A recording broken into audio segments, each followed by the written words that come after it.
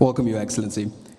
I'm an entrepreneur here in Rwanda, and I'm a Hanga alumni as well. I was fortunate enough to be in the top 5 of the winners of the first cohort of Hanga Pitch Fest, and I'm super honored to be back here at Hanga and facilitating this conversation with you.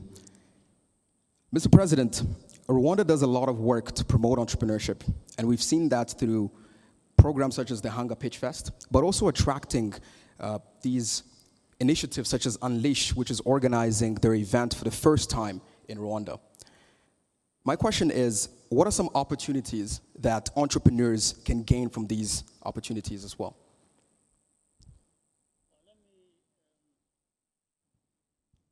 Let me first of all give my thanks to everyone who has participated in making this happen, and most especially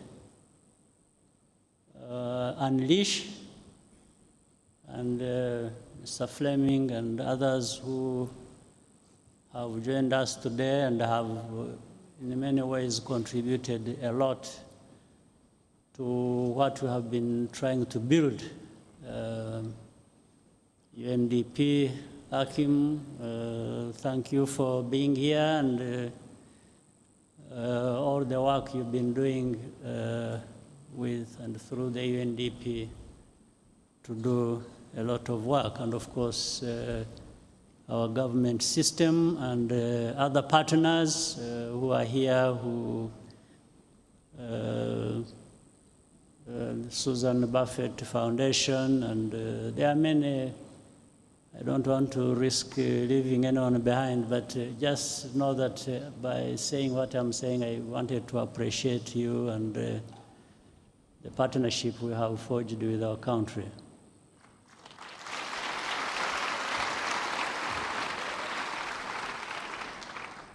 Now, for us, entrepreneurship and trying to work with the young people, the talent, and people trying all the best they can to, come out and express themselves and do whatever they can do to. It's a responsibility, first of all, we have as a government, as the leaders, because there is so much locked in there with the young people, with the young talent. Sometimes they have no opportunity to discover even their own talent until somehow people work together to be able to achieve this. So in Rwanda, therefore, we have identified this as a major way of developing our country, our people, and beyond our country, more so the continent. Our continent needs this kind of thing. So first, we identified it as very important. Second, we find ways of making sure that we grow on this path as fast as possible. I think the rest comes naturally out of all that. Thank you very much.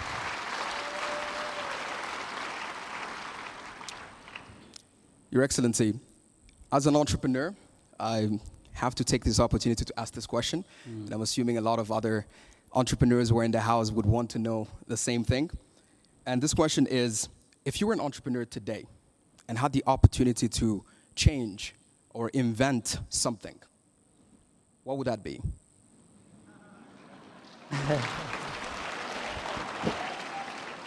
Yeah, it's like you are taking me back in my past, maybe reminding me of things I missed doing, and which I would have loved to. Let me tell you a story. As a young person growing up, I was fascinated by planes.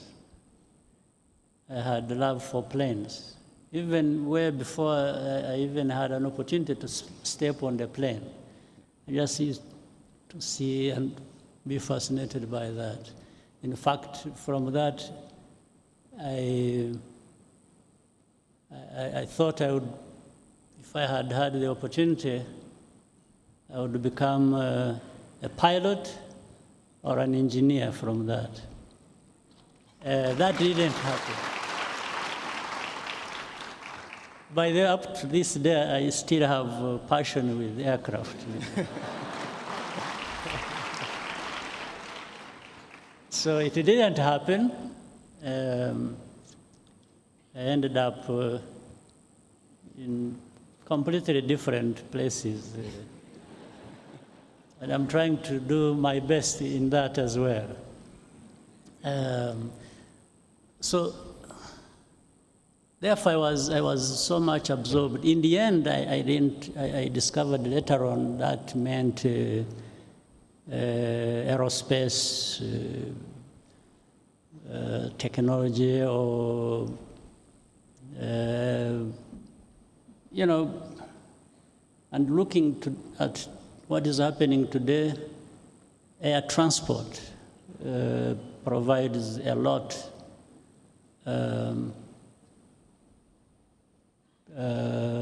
Contributes a lot, and both in terms of the engineering and technology part of it, but also the facilitation of what it does. And in the end, like looking back today, to find that in this day and age, Africa is not well connected. You know, from that time I was thinking about being a pilot. To this day, Africa is not well connected, but there are planes all over the place. And so how can we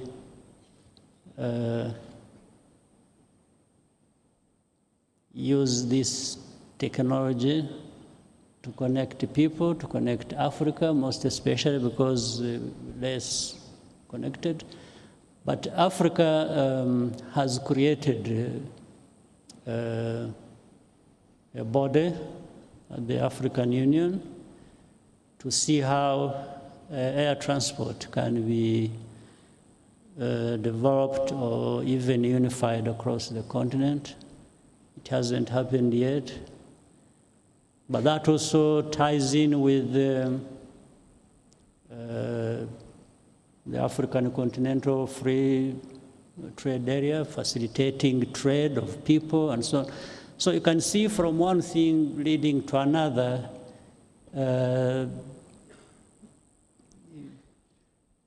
You've taken me back, so I'm telling you now, I'm using those ideas to see what I would do and change. I would change a number of things. Today, people are talking about, we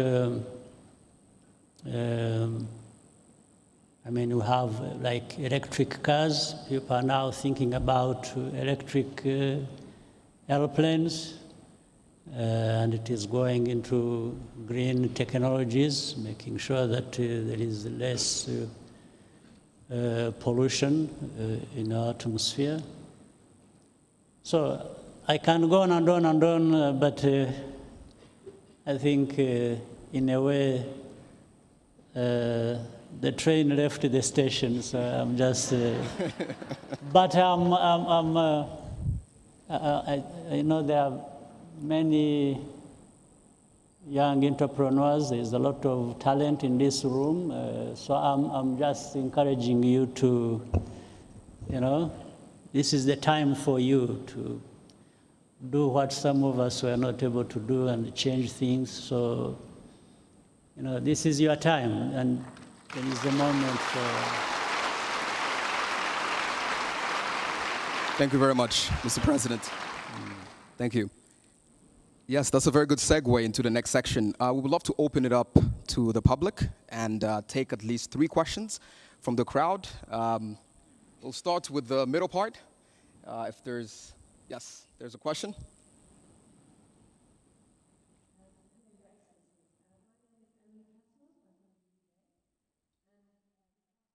Lucky enough to be involved in the Unleash Innovation Program here in Kigali. In Unleash, we focus on how youth can achieve sustainable development goals through innovation. Can you tell us what Rwanda is doing to incorporate youth in its vision towards transformation? Thank you. Yeah, from the beginning, we think about our people. We have centered everything on our people. And that means when you are thinking about the future, you're already looking at the young ones growing and what they can do for themselves, for their countries. So we invested and we continue doing so in education. That means giving them where to start from and as they grow. And therefore have also created institutions to facilitate that. Like we, over time, you know, and it cuts across. It's not just within Rwanda or Rwandan. We work with others from outside. We have the African Leadership University that has come up. We have Carnegie Mellon. And what we have also done is to make sure that this is not purely Rwandan, but brings in African talent or gives them an opportunity where that is possible to be part of that.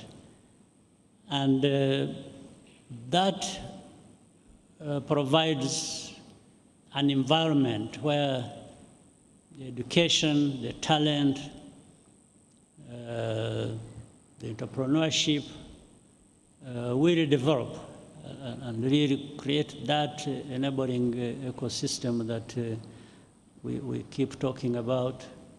That's what Rwanda has done. We have been particular, we have focused, and we have made sure that we move together, not only Rwanda, but I know here there are young Africans from different backgrounds and entrepreneurs who have joined with the rest to do what we can do. So that's what we have tried to do. We've made it a central theme for us to,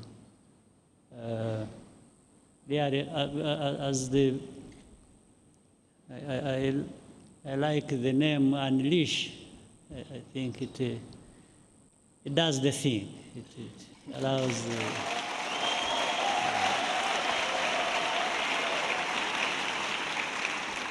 Thank you very much. All right, we'll take a question from this side.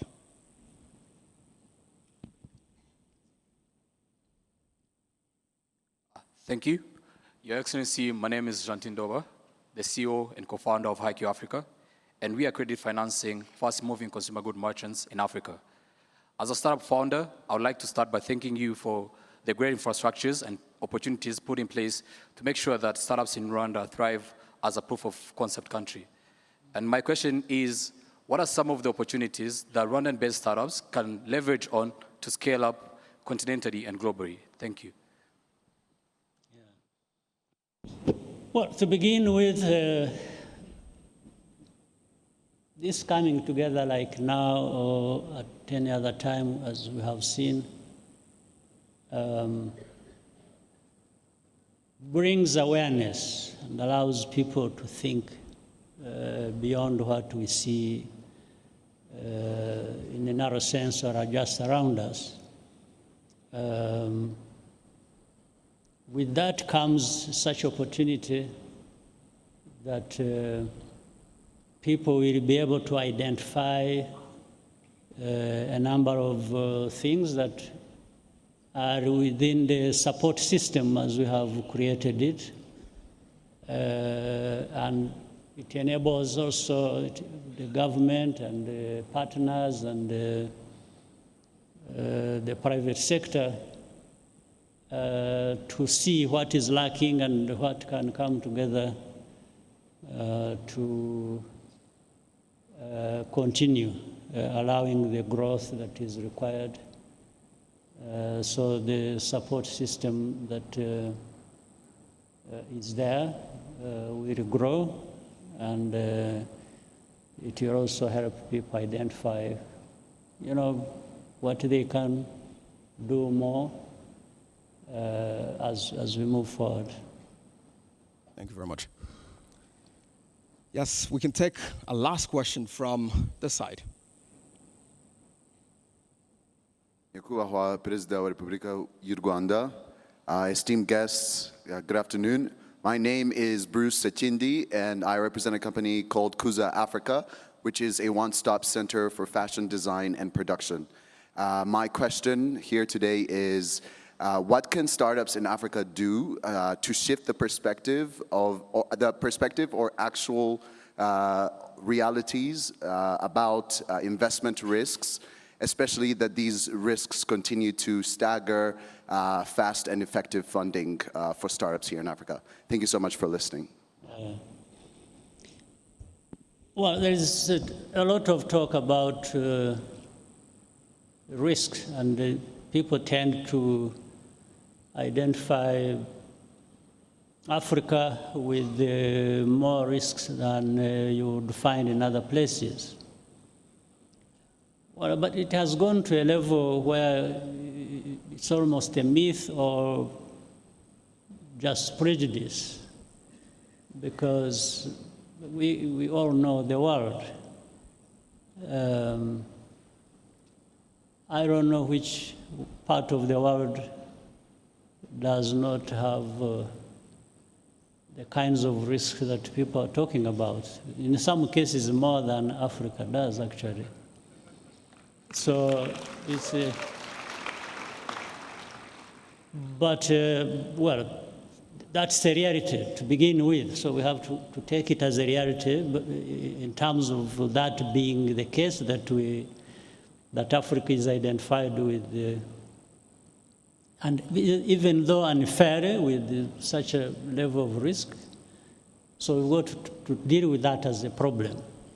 And dealing with that as a problem is to begin with ourselves. I think we need to challenge ourselves enough and also respect ourselves, and then from there we engage others on a matter of facts, but also of not rejecting, of not accepting that that should be the case, and that's how Africa should be looked at or treated. And from there, we try and do the right thing for ourselves, and also prove ourselves to those who view us with such a level of risk that in the end, of course, creates this impediment. And then just keep speaking out, keep doing our best, keep working hard, and just don't accept that some of these false stories about us. But let's start with what we have and do what we can do and improve the situation. I think but then around that, or parallel to that, I think the stories we talked about, people who have been from outside who have been, or these partners we talk about, who have put their money in the right places that can support the young entrepreneurs across the continent. It's still at a low level in a sense. We need to increase that.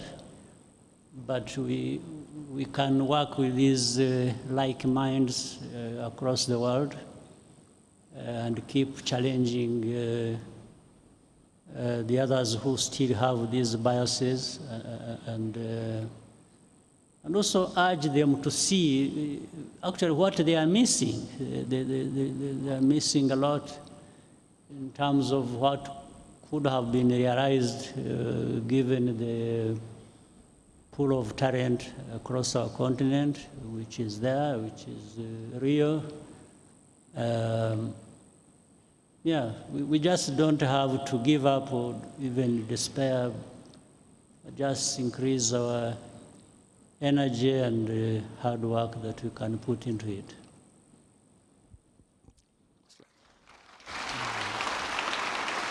Thank you very much.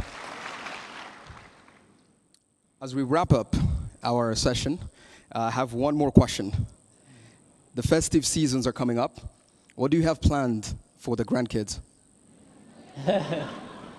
Well, first of all, I'm glad you bring it up. When you bring up my grandkids, you're also talking about my kids and family and friends. So we always have something to do around these days. So the best thing is to be together as a family and just spoil ourselves and